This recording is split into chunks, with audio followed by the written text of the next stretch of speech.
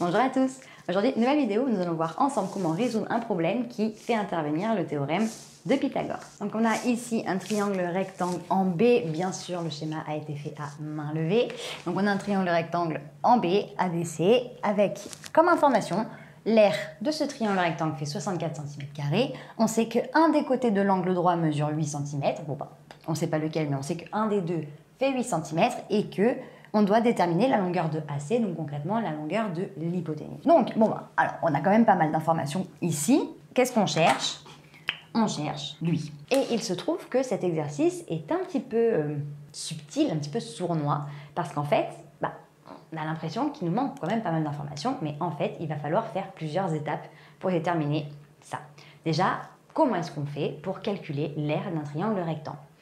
En général, l'aire d'un triangle rectangle, l'aire d'un triangle, de toute façon, c'est base fois hauteur divisé par 2, mais du coup, l'aire d'un triangle rectangle, la base étant celle-ci, la hauteur étant celle-ci, je peux mettre côté fois côté divisé par 2, c'est la même chose. Donc, je vais déjà faire en fonction, parce que si je fais ça, à aucun moment, ça fait intervenir lui. Donc ça, c'est le côté un petit peu... Donc, un des deux côtés mesure 8 cm. C'est une figure à main levée, c'est un schéma. Donc, concrètement, on ne va pas s'emboucaner, on va donner une valeur.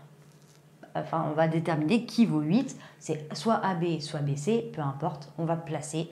On n'a qu'à dire que AB fait 8, par exemple. Mais ça aurait pu être BC, c'est pareil, parce que concrètement, c'est pas eux qu'on cherche, c'est AC. Et il se trouve que pour calculer une aire, donc l'aire d'un triangle rectangle, on peut dire que c'est base fois hauteur divisé par 2, ou longueur fois largeur divisé par 2. C'est la même chose. Donc ici, la base, c'est BC, je la connais pas.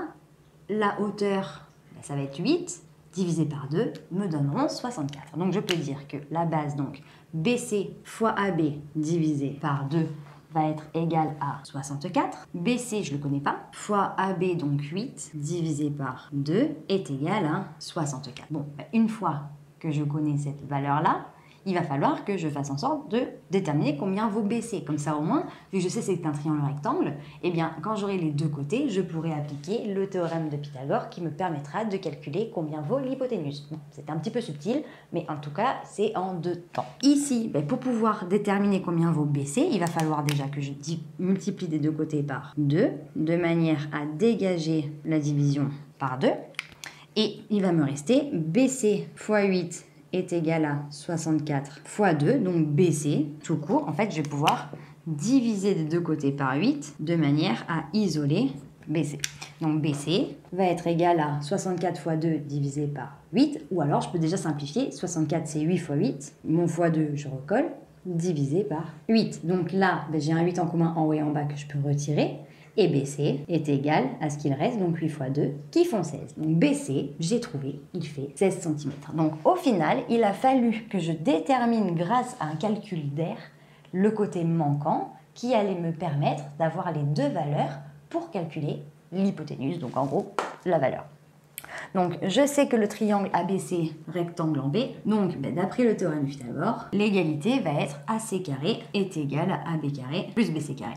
Je vais pouvoir remplacer AC carré, c'est celui que je cherche, est égal à AB carré, donc 8 au carré, plus BC carré, 16 au carré. Donc AC carré est égal à 64 plus AC carré est égal à 8 au carré, donc 64, plus 16 au carré qui fait 256. AC au carré est donc égal à la somme des deux, qui fait 64 plus 256 qui nous font 320. Et pour avoir juste AC, pour annuler le carré, je vais appliquer la racine carrée. Donc la racine carrée de 320. Et la racine carrée de 320 est égale à 17,88888, donc je peux dire que c'est égal à environ 17,8, donc vu qu'il y a un 8 après, 17,9 ou même directement environ 18 cm.